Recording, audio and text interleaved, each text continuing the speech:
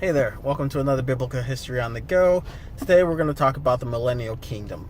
That's a concept in the Bible where in Revelation there's this 1,000-year period of peace when Jesus returns. But before we get to that, we're going to talk a little bit about what 1,000 years represents in biblical understanding and the mystery of the Bible. So 1,000 years, you may have heard this it's referenced in the book of Peter, or was really the note of Peter. Peter says, a day to us is as 1,000 years to God. Most people will just gloss over that. Some people use it for whatever reason to explain away whatever bad thing is going on. But really, there's a great mystery in that. And it's a mystery of time. And time itself is a mystery to us humans here. And you even see in Revelation at one point, an angel shows up near the end of all things, and he says, I declare there will no longer be a period of time. There will no longer be time. And that's a statement that really sticks with you, with anyone, because it's really a crazy statement. You know, it's, how can you say there will no longer be time? And what does that even mean? What is the significance? Why even say that? Why write it if no one's going to understand it? But I think the key is in understanding that simple line that Peter spoke that is often glossed over. A day to us is 1,000 years to God.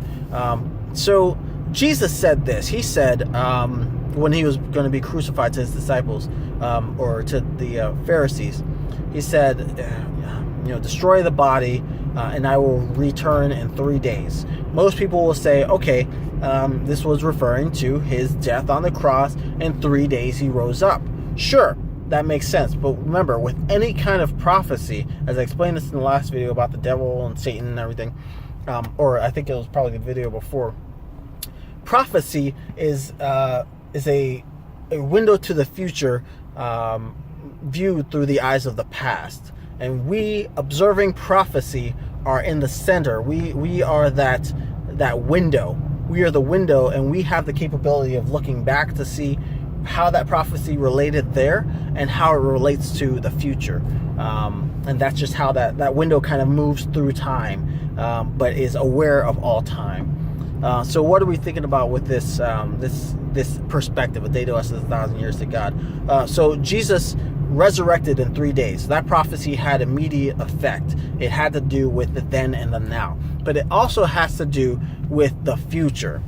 Specifically, so people say this, right? They say the earth was created in 7 days. Sure. And at the seventh day, God rested. There's also the earth is 6,000 years old. Okay, so let's just think about this from the perspective of the biblical logic. So regardless of what you believe, regardless of what you think, could this work biblically? And using this measurement that was given to us by Peter, a day is 1,000 years to God, what that would mean is that the earth was created in 7,000 years. In 7,000 years, everything is completed, right? And then if you look at the earth is 6,000 years old, well then 6 days have passed to God. So if that's the case, then what happens on the seventh day, right? So if you look at the seventh day, all you see in the Bible in Genesis is on the seventh day God rested. Okay, so what does that mean? If the earth is 6,000 years old, that would make us day 6, right, to God. On the seventh day God rested. Well, that would bring us to essentially Judgment Day, when God himself has dealt with all evil and has come down and the universe is at rest. Does that make sense to the biblical narrative? Actually, yes, it does. Coincidence? I don't know. Let's dig a little deeper. So if that's the case, then what does each day represent? The first day, there's creation, right? What happens the second day? God creates animals, etc. Creates the people. The fall of man happens, etc. Does that make sense in the biblical perspective as far as what what comes next as far as the end. Not so much, not really. So what are these days then? What does it matter? What does it matter? So if you look back at Jesus, right? He said, destroy the body, the temple, and destroy the temple, resurrected and I'll bring it back in 3 days. The temple was actually destroyed in like 70 AD by Titus. This is not in the Bible because it's after the Bible. It's at the end, essentially, of the letters to the churches, because the church was being heavily persecuted. Christians were being brutally murdered because of their witness to Jesus. Whether it was true or not, the truth, the facts are that governments rallied together to kill Christians because they believed that Jesus actually rose from the dead, and the people behind it were the Israelite people. So that's a thing. There's no doubt in anyone's mind that this didn't happen. It's like denying the Holocaust. The Christians were murdered for this. There's extra biblical content. There's biblical content. Everyone knows it happened. Nobody wants to talk about why. So Jesus was talking about his body. That's what the Bible says. Yes, it's true, but he was also talking about the temple. The temple did not raise in 3 days, not in 3 days of our time. But if it was going to raise 3 days in God's time, what would that mean? That would mean the temple would have to be recreated in 3,000 years. When was the temple destroyed? About 70 AD. When would 3,000 years be from that point in time? Well, that would be 3,070. So are we saying that Jesus isn't going to come back until 3070? We've got time. We can live our life, do whatever, and then repent on our deathbed and be fine? Not exactly. Because we get into the understanding of the Millennial Kingdom that happens. And that's 1,000 years of peace when Jesus returns for the second coming. This isn't the Father coming down, establishing authority and getting rid of all evil. This is Jesus returning to save Israel from the Antichrist, who they elected as their king and worshipped as their Messiah, only to find out he was actually a horrible human being who was being controlled by the devil. Not controlled, empowered by the devil to destroy them. And once they realize that, they look upon the one they've pierced, Jesus, their Messiah, that they rejected and crucified, and they realize the error they were in, and they repent, meaning they change their mind, and they turn back to God. And at that point, when they choose to turn back to Jesus, that's when Jesus shows up. That's the second coming right there, and they're saved. But the result is 1,000 years of peace. In one day, Jesus gets rid of all the opposition to the nation of Israel, gathers up all his believers. This is what's called the first resurrection. And in the first resurrection, Jesus is with 10,000 of his saints. This is not all the Christians, but this is 10,000 people who are chosen for the first resurrection, chosen to live with Jesus on earth as it is here, minus the destruction that happens because of the end times and the Antichrist. But they live in Jerusalem for 1,000 years before the judgment day comes. 1,000 years they live as human beings with Jesus. 1,000 years, one day. And so Jesus's work in destroying all the enemies of Israel happens in one of our days. But the length of his kingdom here on earth is the length of one of God's days, 1,000 years. So if God rests on the seventh day, does that make the Millennial Kingdom the seventh day? No, because at the end of the Millennial Kingdom, that 1,000 years, what you see is two nations called Gog and Magog, because the earth will have shifted again, as it always is, and the continents will be completely different, and water will be super scarce, because the sun is expanding, and it's expanding faster than we are being led to believe. In fact, the end times of Revelation, the entire situation depicts a second heavy bombardment period. If you don't know what the heavy bombardment is, look up an anthropology book, Google heavy bombardment period, and you'll see this is essentially the understanding of how the galaxies, the universe, or the solar system was created, through lots of bombardment of the matter, dark matter.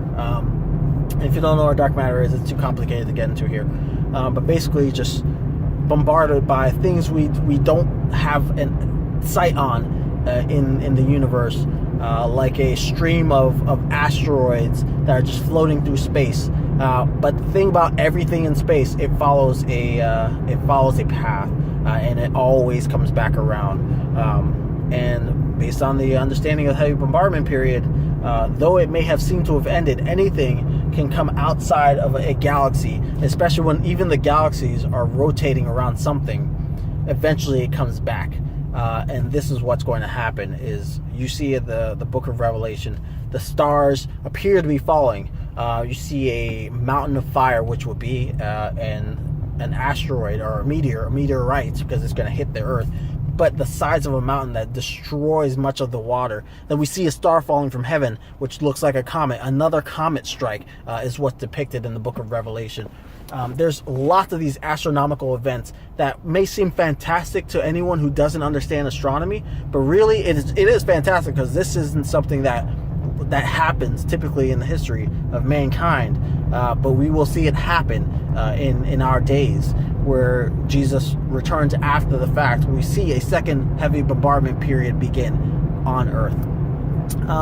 So there's this 1,000-year period. At the end of the period, Satan, who was bound up after being chained for the sake of the Antichrist and everything that happened there, he's released. Why is God doing this? I don't know. Why did he allow Satan to torment Job? I don't know. But God's got a plan, and moreover, this plan doesn't lead to ruin or any deaths. So he unleashes Satan, and Satan rallies again the people of the earth who are still in existence, who don't believe or follow or care for Jesus at all. In fact, they want Jesus and all the people in the nation of Israel who are at rest, don't know anything about war anymore, to die. He rallies these people against them, and they come up to destroy the nation of Israel. Jesus, bam, done. And at that point, the Father comes down, Judgment Day happens. And the Judgment Day, everything is done. That is the seventh day. So that means the Millennial Kingdom is the sixth day. So then what happens in the fifth day? Where does that put humanity in the fifth day? Because the fifth day, the end of the fifth day, is the fall of the Antichrist, which means that somewhere in that 1,000 years, the Antichrist has to rise. All right, so we've got 2 days. We've got the end. We're recomposing this here. We know the first day is the beginning of the creation. Let's see what happened in the last 1,000 years. Okay, so right, the destruction of the temple of Jerusalem, the second temple, the one that was commissioned to be built by Cyrus, that was destroyed in like 70 AD. And we've got Jesus, who said that he would recreate the temple in 7 days, or in 3 days. The seventh day is the return of the Father. So that puts that's day 3. Day 2, 2 days from that is the Millennial Kingdom. 1 day before that is the day it was destroyed. Between the day it was destroyed and the end of the Antichrist is day 5. So that puts us in day 5 somewhere, because we don't know where in day 5 we are.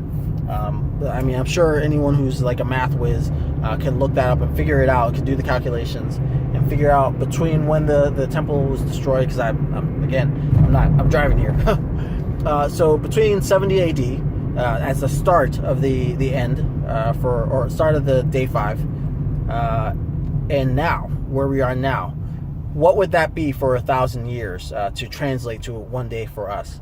And in fact, that would give you a more clear time as to approximately when the Antichrist will show up. Because remember, he's only going to have 3.5 years from the moment that he makes his peace treaty, not from the moment he arises on the scene, from the moment he makes his peace treaty, which means you'll probably see him for 1 to 2 years probably before he is established as a king in Israel, as their ruler, and sits on the throne claiming to be God, makes a peace treaty, and the rest ensues. So if that's the case, that's day 5. The rest of the days are kind of irrelevant at this point. We know exactly where we stand, which is day 5. So based on the biblical narrative, does that make sense? Yes. But then it still doesn't make sense for science, for how can the earth be 5,000 years old, right? Because that's where we are now. Somewhere in there between 5 and 6,000 towards the end. And how could it also be 4.6 billion years old based on the decay of radioactivity or elements? So based on, if you know anything about astronomy, we're going to get into this. Based in astronomy, there's this understanding of the expansion of the universe. You've heard this. Basically what this says is the universe is expanding. This comes from an understanding visualized and witnessed by Hubble. And what he saw was basically all of the galaxies, everything that we looked at appeared to be moving away from us. And based on that understanding, that not only were they moving away from us, but things that were closer to us appeared to be moving away faster than things that were further away, we came up with the understanding of the expansion of the universe. What that means is that space itself is stretching. Not that these items, these objects in space are actually moving, because nothing moves in space. They all kind of fall. Everything falls in space in one direction or the other.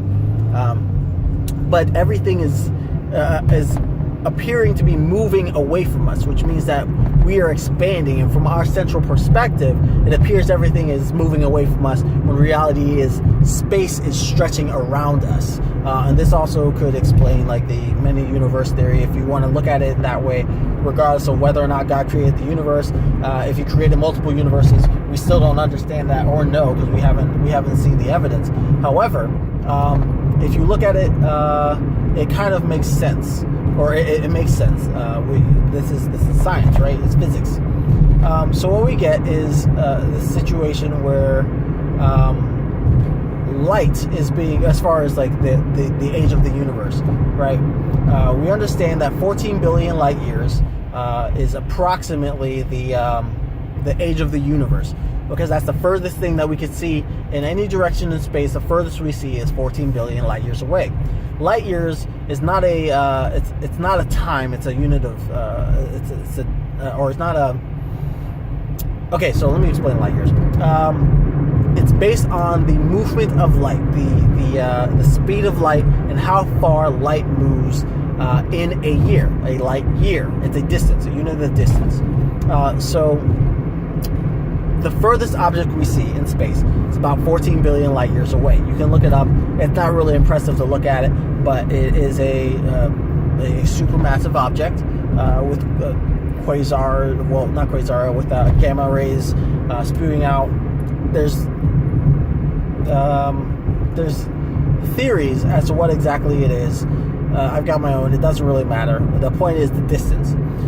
That light coming from that object took about 14 billion light years to get to us.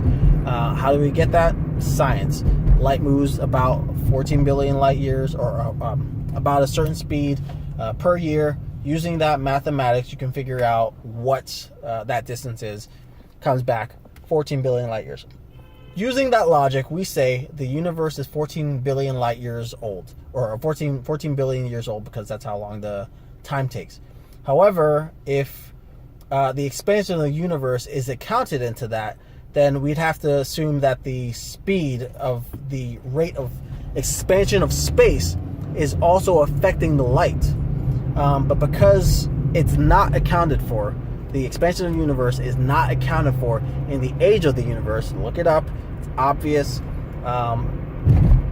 That means that we've got the timeline wrong. Simply put, Hubble's constant does not take into account the expansion of the universe.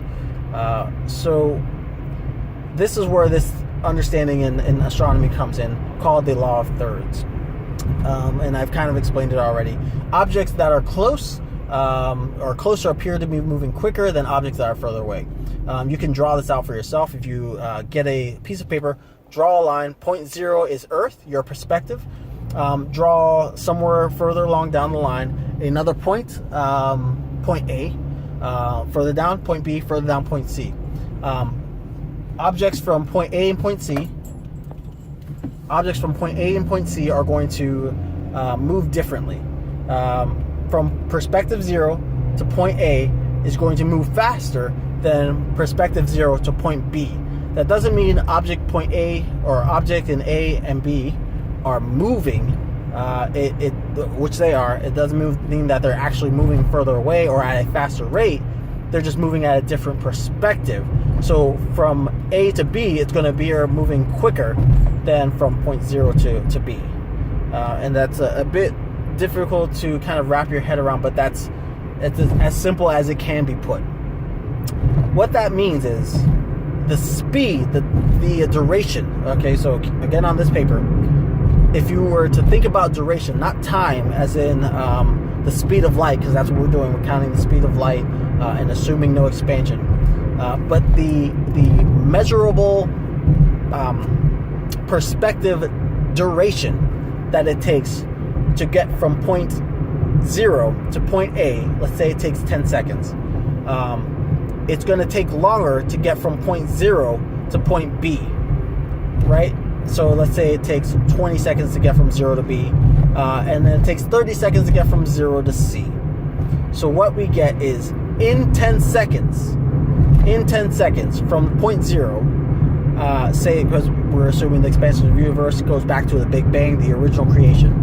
Based on this principle and the understanding of an explosion, which comes to a calculus problem, or the understanding of how shadows move in light, right? You get this understanding that from point 0, where everything is in one spot, the explosion happens, right? And in 10 seconds, you get everything on that line exactly where it is. 10 seconds have passed, yet you have point 0 and point A at certain distance. Point B has gone farther, and point C has gone even farther than point B. Same duration of time has caused a very different speed for different perspectives. That's what's going on with the expansion of the universe. So what do? We don't assume that the Big Bang didn't happen. We don't assume that space expanding isn't affecting light, because we know it is. In fact, there's lots of science that has proven light can be slowed or sped up, or even at this point photons connected to one another, to multiple photons, and like light is something that can be manipulated, and it is certainly manipulated by gravity, as we understand for black holes. So we have to take this understanding of 14 billion light years being the age of the universe, and we kind of have to throw that out because it's not making sense with science. Remember, we're not talking about the Bible at this point. We're just talking astronomical principles, science, math, physics. It's not making sense because light is not the only thing we need. We're just counting duration at this point, saying it would take about 14 billion light years for that light to get here, so it's 14 billion years old. Not accounting for the expansion of the universe, not accounting for the calculus that goes into an explosion, which we clearly see has happened. And we have to take that law of thirds, and we have to chop it down. And when you chop it down, when you take 14 billion light years and you split it into thirds, what you get is about 6,000 years. So based on the science, based on the mathematics, we greatly reduce the acceptable age of the universe to something that is closer to what people who are fanatics in Christianity have said the age is. Now, I'm not saying this to justify those people. Sometimes you can get a right answer from guessing. If you go and take a test, you Christmas tree 100 questions, the chances of you getting one of those questions right is pretty high. To get one question right, the probability is actually pretty high. That doesn't mean that you knew the answer, and you can't go back and say, I definitely understood that one. I knew it. That's why I got it right. You didn't. You just happened to get it right.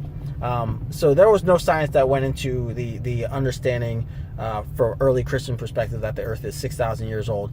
There's no revelation that went into this. They just went specifically by a generational count. And I think they happened to be closer to the truth than they expected, but they had no evidence. So this understanding of mathematics and astronomical principles puts us closer to the truth, which is the earth is technically both 14 or 4.6 billion light years old and about 6,000 years old, because time is not stagnant. It's not static. Time is something that can be manipulated, and it's something that is being manipulated by the universe, by the expansion of the universe. Time changes. That's why I think even in the Old Testament, how people appear to live longer, right? To like 900 years. Absolutely inconceivable, right? But how do we know that? Because if that was the beginning of time, how do we know that time getting stretched out wouldn't have changed their lifespans? I bet you if you go through and look at those lifespans and look at the point where the lifespans change and approximate about how much time had passed based on the perspective of the universe and the explosion effect, the calculus effect there, I bet that lifespan would correlate pretty closely with the expansion of the universe and the dwindling of the lifespan of human or life in general on Earth. So we've explained that. You'll probably have to go through it a few times and read it or think about it, write it down. I definitely recommend looking into the anthropological principles. Again, this is expansion of the universe, Hubble's constant, explosion calculus or shadow calculus. Look into all these things. Look into the math.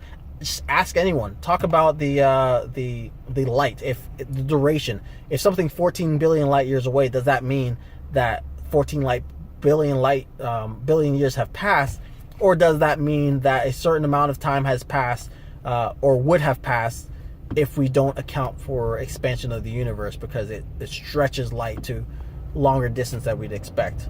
It also affects, of course, the decay rates. Something that appears to be 14 billion light years away would decay faster if it's being acted on by the original four forces of the universe, specifically the expansion, which is causing everything to really, morph beyond what is currently acceptable understanding of science. Because I really don't know why people haven't put this together. And so, again, with the Millennial Kingdom, because we talked a lot about time, because it's really important, we've basically settled it down to a prophetic understanding of what a day to God is in reference to humankind being 1 day to 1,000 years. And based on that understanding, first day is creation, second 2 days, things are happening, yeah, but I don't really care to think about what those things are going on. Same with the third, fourth day. Retrospect, because we know that the sixth day has to be the Millennial Kingdom. Seventh day is the completion where God rests, so it has to be the end. That puts us at a point between the third day, which is when Jesus said the temple will be destroyed and he would raise it in 3 days, meaning day 5 to day 7. That puts us between the destruction of the temple, which we know happened, and the resurrection of the church, of the temple, which is, the collective church, the body of Christ, right? Jesus' return. That puts us at day 5, which is the end of the day 5 is the end of the reign of the Antichrist. So based on that math, that actually gives us a really, really close understanding as to when the Antichrist will appear. So if you enjoyed this information, if you thought it was interesting, if you want to talk with your pastors, I encourage you to talk with anyone about this stuff because it's really interesting to think about. Like, share, subscribe. Most importantly, talk to people about it. And if you have any questions, put them in the comments. If you have any rebuttals, if you have any understanding, I'm not going to listen to the garbage comments. Oh, you're conspiracy theories, etc. I'm just talking about the Bible in the context of the Bible and what that means. If you have any questions, put them in the comments. We'll talk about those things. And that's everything for now. We'll figure out what we're going to talk about next. If I don't get any comments on what to talk about, I will choose what to talk about. It'll stay on the topic of end times, revelations, prophetic understanding. So that's all for today. Have a good one.